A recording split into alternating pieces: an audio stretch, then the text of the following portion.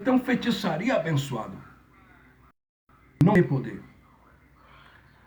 Feitiçaria é uma obra da carne, não tem poder. Aí Paulo disse, porque as obras da carne são manifestas, as quais são prostituição, adultério, imoralidade, lascívia, glutonaria, bebedice, iras, contendas, pelejas. Aí Paulo disse, e eu já vos disse que aqueles que cometem tais coisas não herdarão o reino de Deus. A expressão não herdarão o reino de Deus quer dizer que a pessoa não reina em vida e em perfeita vitória. A expressão de Paulo, não herdarão o reino de Deus, não quer dizer que a pessoa não vai para o céu, não. Há uma diferença entre reino dos céus e reino de Deus. Não herdarão o reino de Deus quer dizer que a pessoa não herda o reino de Deus, né? Que a pessoa vive uma vida disciplinada, vive um cristão disciplinado, porque o reino de Deus está dentro de nós. Jesus de Nazaré, nos dias de sua carne, sendo interrogado pelos fariseus, os fariseus chegou para Jesus e perguntou, Senhor, quando virá o reino de Deus?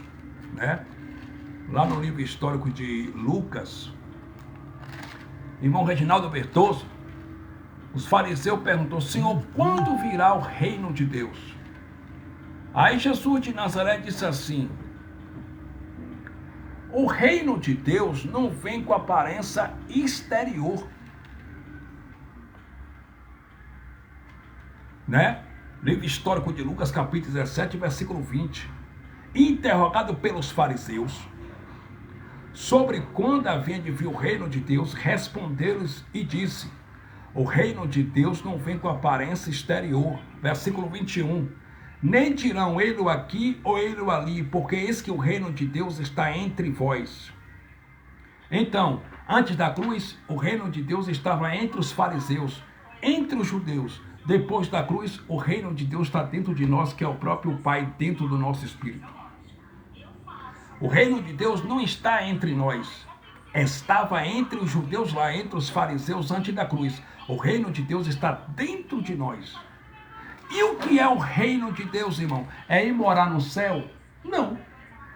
O que é o reino de Deus? Pregou Paulo aos Romanos e prego eu a partir dessa live.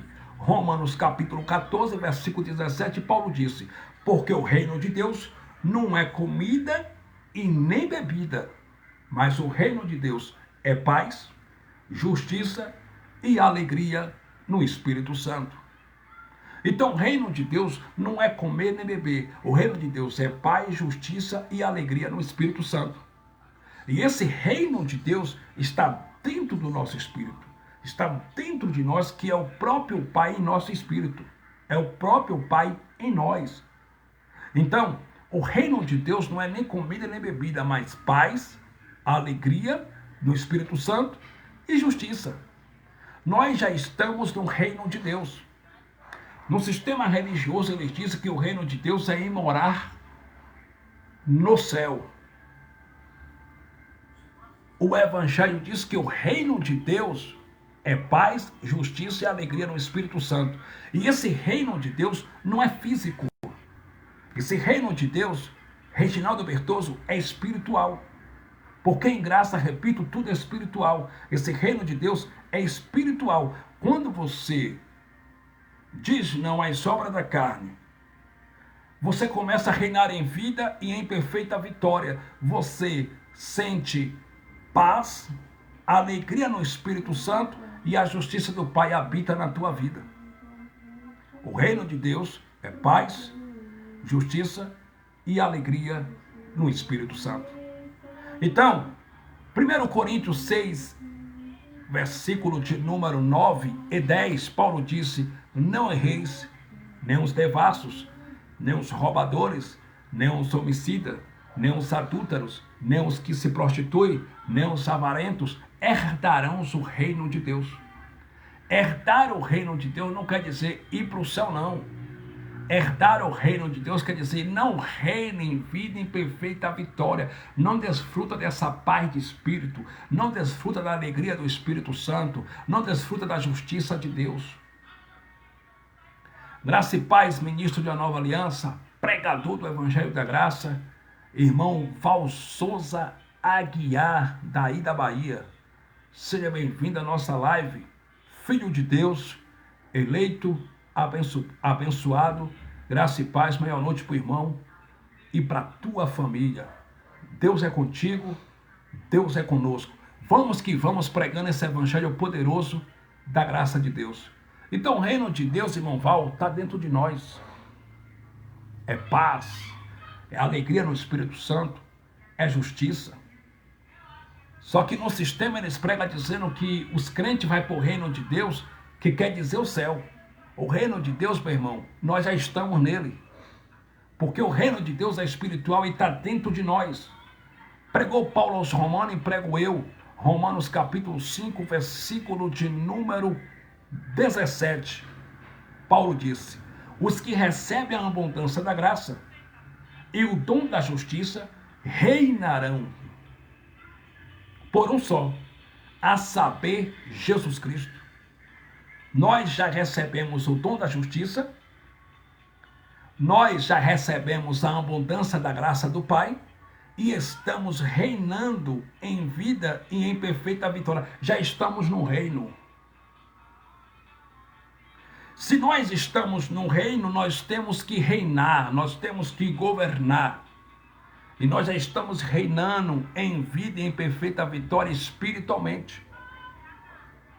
Ao findar nossos dias aqui, vamos morar com Deus na morada eterna, chamado céu, que não é o reino de Deus, porque o reino de Deus está dentro de nós e nós já estamos nele, no reino de Deus. O sistema diz que não, que o reino de Deus é o céu, que nós não estamos no reino. E para o crente ir para o reino, para o crente ir para o céu, para o crente reinar, para o crente ir para o reino de Deus, tem que dar o dízimo certinho, porque talvez aí o crente vai reinar.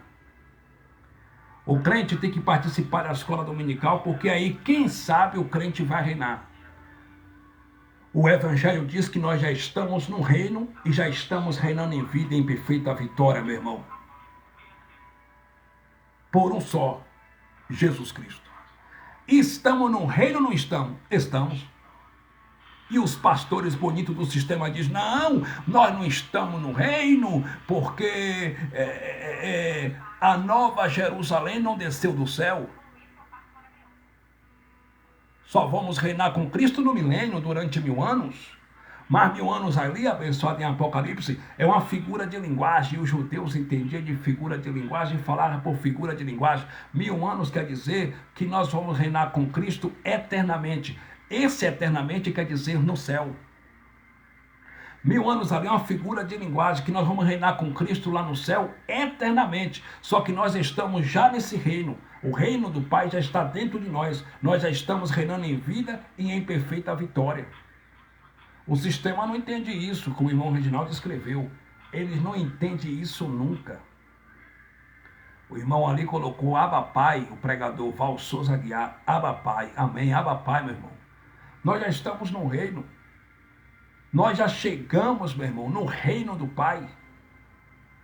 Já estamos reinando em vida e em perfeita vitória. Ao findar os nossos dias aqui nessa terra, vamos morar para sempre, eternamente com o Pai lá no céu, lá nas mansões celestiais. Mas já chegamos no reino, já estamos no reino. Como é que o Senhor prova isso? Hebreus capítulo 12, versículo 18. Olha o que Paulo disse. Porque não chegaste ao monte papável, aceso em fogo, e à escuridão, e às trevas, e à tempestade, e ao sonido da trombeta, e à voz das palavras, ao qual os que ouviram pediram que se lhes não falasse mais. 20. Porque não podiam suportar o que se lhes mandava, se até o animal tocar o monte será apedrejado. 21. E tão terrível era a visão que Moisés disse: estou todo assombrado e tremendo. Estou todo assombrado e tremendo. 22. Olha o que Paulo disse. mas chegaste ao monte Sião, e à cidade do Deus vivo, a Jerusalém celestial, e aos muitos milhares de anjos. 23. A universal assembleia e igreja dos primogênitos que estão escritos nos céus. Amado, Paulo disse, mas já chegaste ao monte Sião. Nós chegamos ao monte Sião ou não chegamos? Já chegamos, amado. Já estamos no reino do Pai. Não vamos chegar, porque no sistema prega que nós vamos chegar no reino de Deus ainda. Paulo voltou do terceiro céu cheio da unção de Deus e disse, vocês já chegaram ao monte Sião. Já estamos no reino abençoado. Glória a Deus. E estamos reinando com Cristo nesse reino, espiritualmente. Só que no sistema é tudo físico. Eles acham que reinar com Cristo é reinar fisicamente, que a Nova Jerusalém vai descer do céu e a igreja vai reinar com Cristo durante 1000 anos, no período milenar aqui na terra, coisa e tal. O Evangelho diz que esse reino é espiritual. A Nova Jerusalém, ela não vai descer do céu. A Nova Jerusalém já desceu do céu. É a igreja do Cristo ressuscitado. Já chegamos ao Monte Sião. Já chegamos ao reino do Pai. Todos vocês que me ouvem aqui, pregadores da graça, vocês já estão reinando em vida, em perfeita vitória. Vocês já chegaram ao Monte Sião. Vocês já chegaram à cidade do Deus vivo, a Jerusalém celestial e aos muitos milhares de anjos. Já estamos no reino do Pai. Ah, não, mas como é que a gente está no reino do Pai? Sim, Apocalipse diz que Deus vai destruir o céu e a terra e vai construir, vai fazer novos céus e nova terra. Apocalipse, né? Capítulo 21.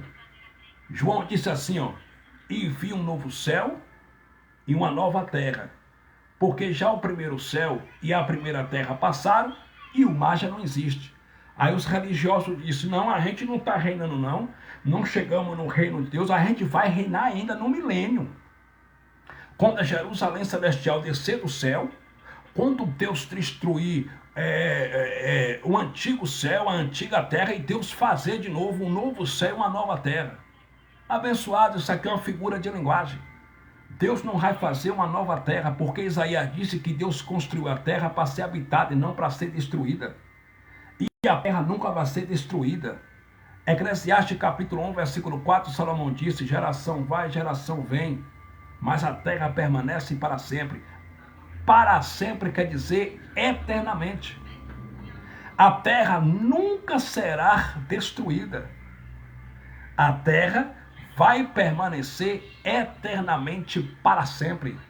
Geração vai, geração vem. Nós vamos morrer, vai passar nossa geração, aí vai vir outra geração. Mas a terra jamais será destruída. A terra nunca será destruída. Quando a Bíblia diz em Apocalipse capítulo 21, repito, os judeus falavam por figura de linguagem, quando diz, e viu um novo céu e uma nova terra, porque já o primeiro céu e a primeira terra passaram e o mar já não existe. Esse primeiro céu e essa primeira terra que João estava se referindo aqui, que passaram, que não existe mais, foi o antigo pacto, foi a lei de Moisés. Porque os pactos estavam ainda se encontrando, e os pactos ainda estavam se cruzando. Havia um encontro ainda entre a lei e a graça, pois o maior representante da lei, chamado de antigo céu e antiga terra, que era o templo de Jerusalém, ainda estava de pé. Quando em Apocalipse capítulo 21, João disse, e vi um novo céu e uma nova terra, porque já o primeiro céu e a primeira terra passaram, João estava dizendo que a lei passou, que a lei foi removida, que a lei foi abolida. E quando foi que a lei foi abolida definitivamente? Quando em 70 DC depois de Cristo, o general romano Tito II sitiou Jerusalém, cercou Jerusalém, entrou no maior representante da lei, que era o templo de Jerusalém, assassinou os sacerdotes, tocou fogo na antiga terra, que era a lei, o templo de Jerusalém, destruiu o templo de Jerusalém. Aí o que aconteceu? A lei foi abolida definitivamente.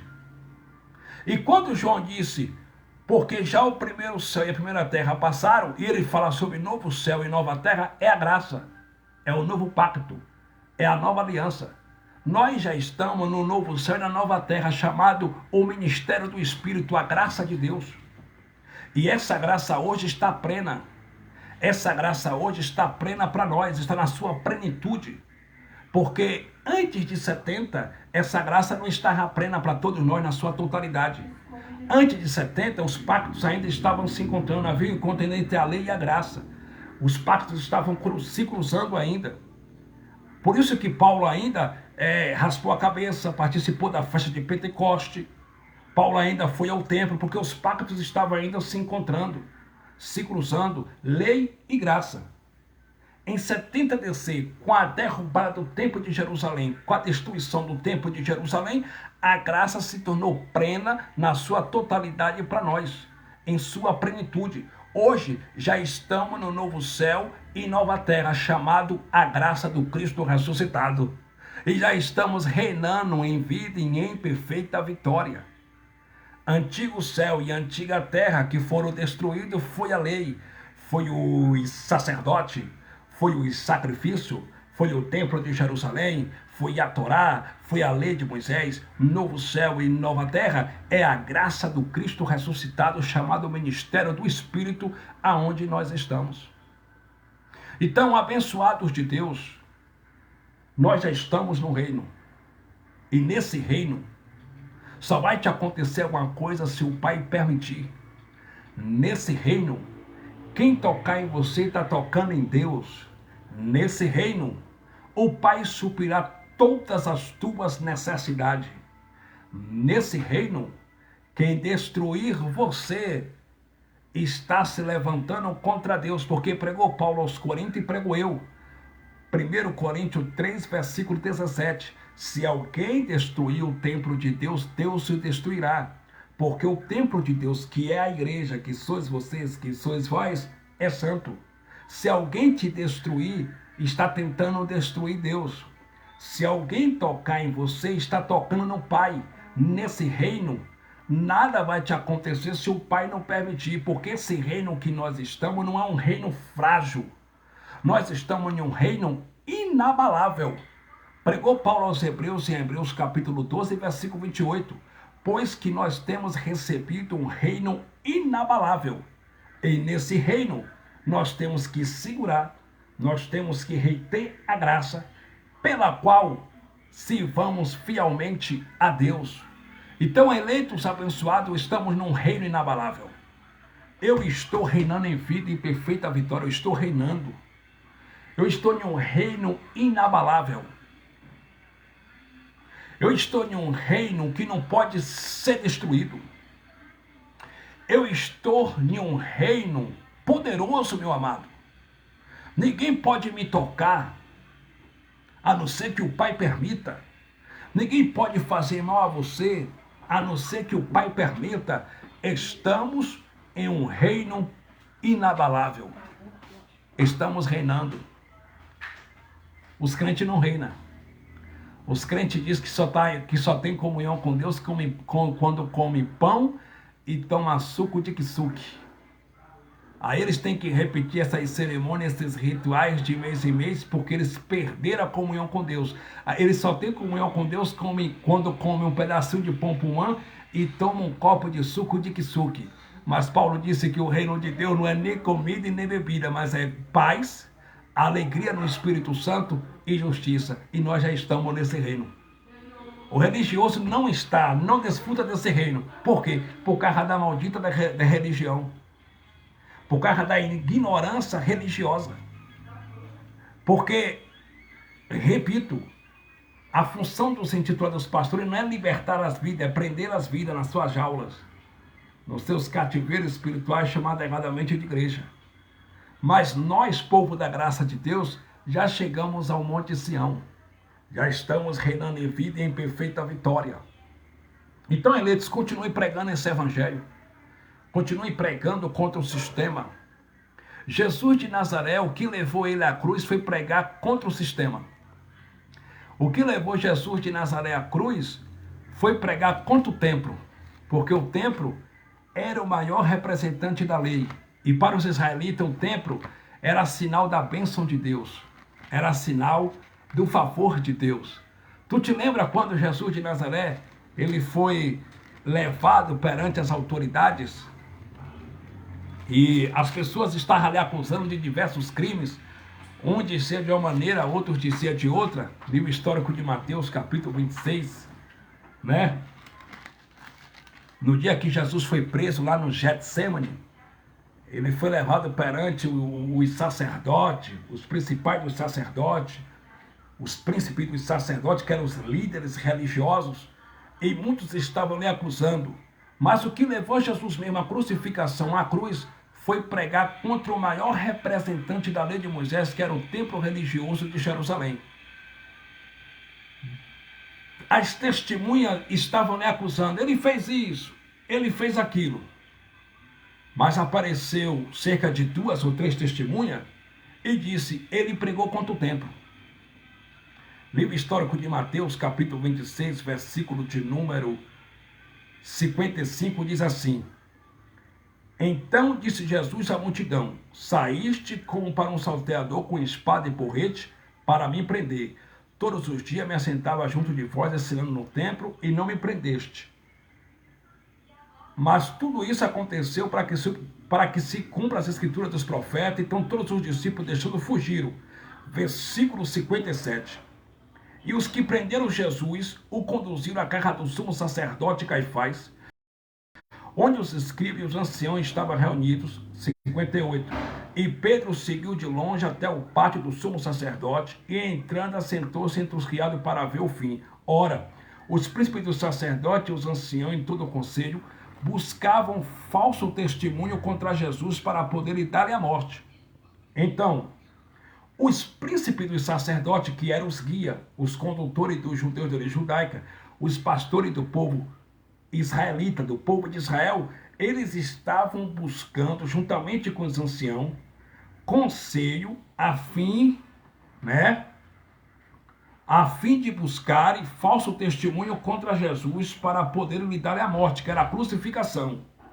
Só que eles não encontraram, versículo 60, e não achavam, apesar de se apresentarem muitas testemunhas falsas. Quer dizer, muitas pessoas chegaram ali como testemunha e começaram a caluniar Jesus de Nazaré. Ele fez isso, ele fez aquilo. Só que eles foram averiguar tudo, eles foram ver tudo e não encontraram nada contra Jesus de Nazaré.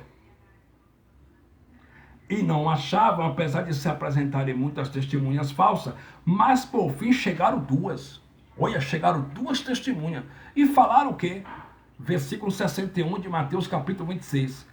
Chegaram 2 testemunhas e disseram, este disse, eu posso derribar o templo de Deus e reedificá-lo em 3 dias. Pronto, meu irmão. Só isso aqui bastou para eles crucificarem a Cristo. Jesus profetizou, pregou contra o templo religioso. Jesus pregou contra o templo de Jerusalém. E chegou 2 testemunhas e disse, olha, esse daí disse, eu posso derribar o templo de Deus e reedificá-lo em 3 dias. Depois que eles ouviram isso, olha o que diz o versículo 62. E levantando-se o sumo sacerdote, disse-lhe, não responde coisa alguma ao que a este dispõe contra ti? 63. E Jesus, porém, guardava silêncio e insistindo no sumo sacerdote, disse-lhe, conjure-te pelo Deus vivo que nos diga se tu és o Cristo, o Filho de Deus.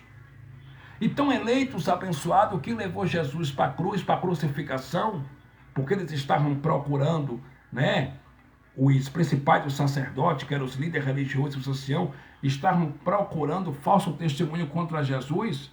E apesar de se apresentarem muitas testemunhas, cada um com a versão, com a conversa, ele fez isso, ele fez aquilo, não acharam nada contra Cristo.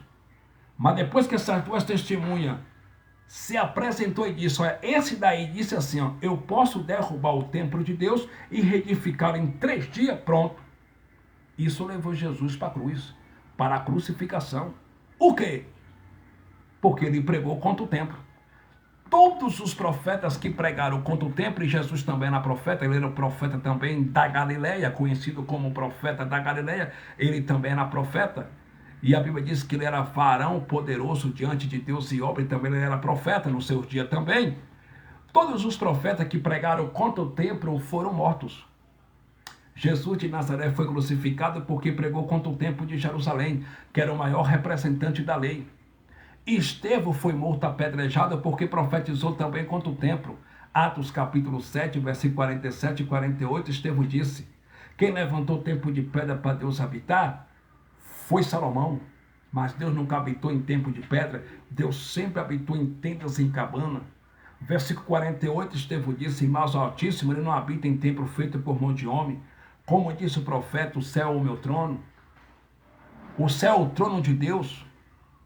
E a terra é o estrado, é o escabelo dos meus pés. Que casa me edificareis? Ou qual é o lugar do meu repouso? Diz o Senhor dos Exércitos. Depois que o irmão Estevão pregou isso, pronto, tiraram Estevão para fora do templo religioso, para fora da sinagoga, levaram para fora da cidade e lhe apedrejaram até a morte. Todos os profetas que morreram, a maioria deles porque pregaram contra o templo. Paulo também pregando contra o templo, Paulo disse em Atos capítulo 17, versículo 24 e 25, o Deus que fez o mundo, sendo o Senhor do céu e da terra, ele não habita em templo feito por mãos humanas, nem tampouco ele pode ser servido por mão de homem algum, como que precisasse ou necessitasse de alguma coisa, porque é ele mesmo que dá vida e respiração a todas as coisas. Alô, abençoado, Deus não está nesses templos religiosos, Deus não está nessas grandes catedrais. Aonde ele está? Ele está na tua vida, ele está na tua vida, ele está na tua vida, ele está na tua vida, ele está na minha vida, abençoado.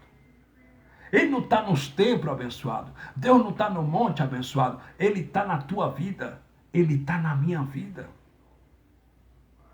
Ele está em nós. O reino dele está dentro de nós, que é o próprio Pai. Estamos já no Monte Sião, estamos reinando em vida, em perfeita vitória. Nesse reino, meu irmão, nesse reino, o Pai vai te conduzir como tem te conduzido em vitória. Nesse reino, nada irá faltar na tua casa, na tua vida, no teu ministério, na tua família. Porque Deus não está dentro desses templos. Repito, como eu disse numa live, eu não sou contra a reunião. Eu sou contra o comércio em nome de Deus na reunião. Eu sou contra as mandingas espirituais, ao toma lá da cá, as barganhas em nome de Deus. Traga 1.000 que Deus vai te dar 5.000, traga 10.000 que Deus vai te dar 20.000. Isso é comércio, isso é comercialização, isso é barganha. Eu sou contra a barganha em nome de Deus. Eu não sou contra a reunião. É louvável você se reunir em graça para pregar a verdade do Evangelho.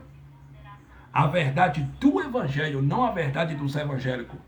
A verdade do Evangelho que está escrito e revelado no Evangelho que Paulo pregava, a graça de Cristo. Eu não sou contra os irmãos se reunir em um salão ou na sua casa para exaltar a Cristo, para dar glória a Cristo e para ensinar a verdade, pregar a verdade de Cristo. Eu não sou contra. Qual é o templo que Deus não habita?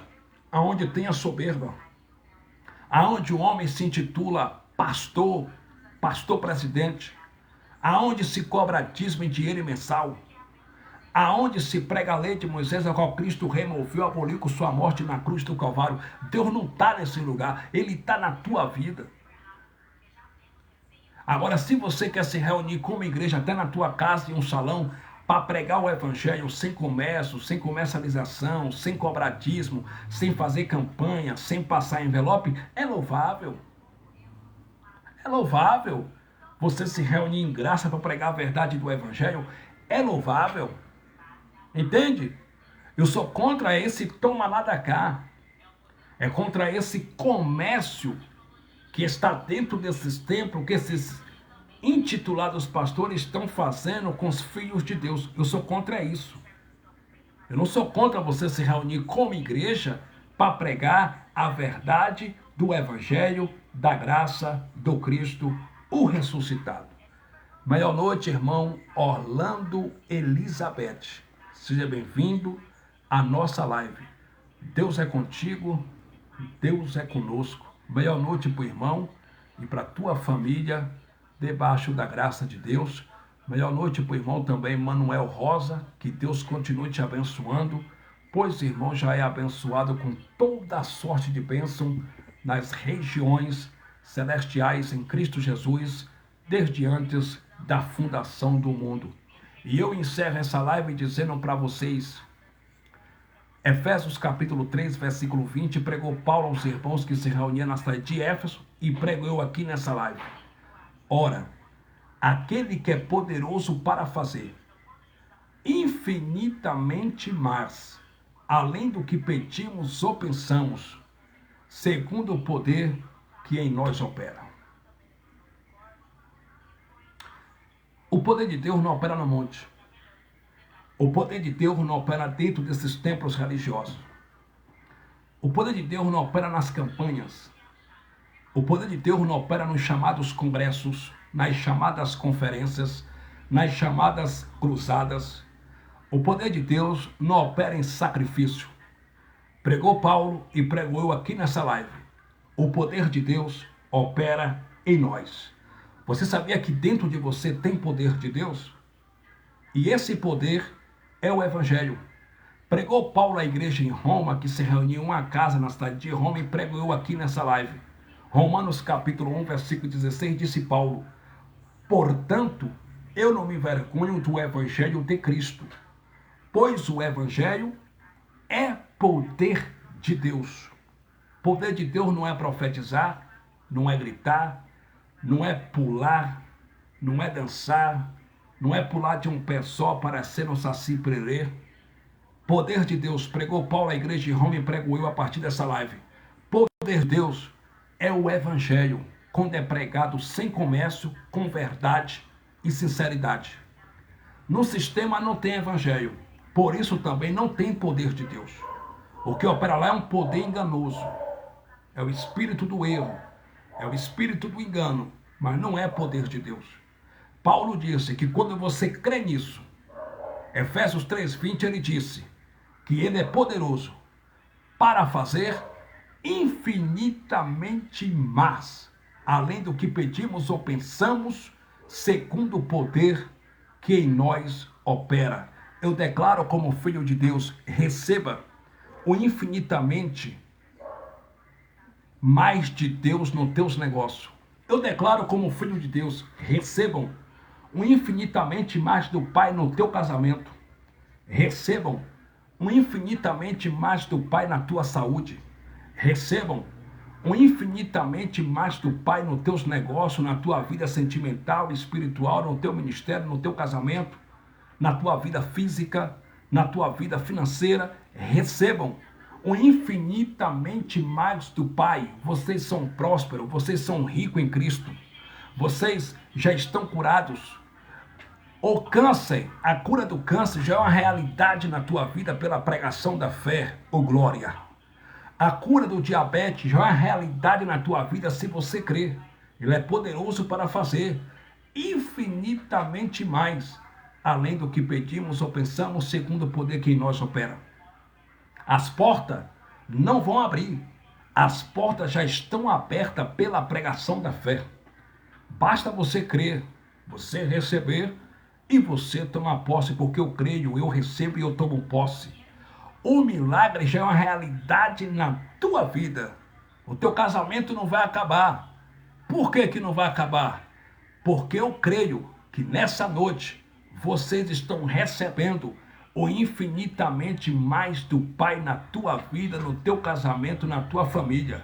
Receba o infinitamente mais do Pai na tua empresa, nos teus negócios, eleito. O Pai está na tua vida. Ele mora em tua vida. Ele mora no teu espírito. Assim é. Assim eu creio. Eu recebo. Eu tomo posse. Assim disse o Espírito da graça dessa noite. Melhor noite para todos. Oremos. Pai dos Espíritos, obrigado por essa mensagem. Que teu Espírito Santo continue abençoando o teu povo, pois eles já são abençoados. Paizinho, eu creio pela pregação da fé, que aonde essa palavra chegar, haverá libertação na mente, no entendimento. Aonde essa palavra chegar, os paralíticos espiritualmente vão andar, os cegos espiritualmente vão enxergar, os que estão presos na religiosidade, no sistema religioso, serão libertos através dessa mensagem transformadora e libertadora do Evangelho de Cristo.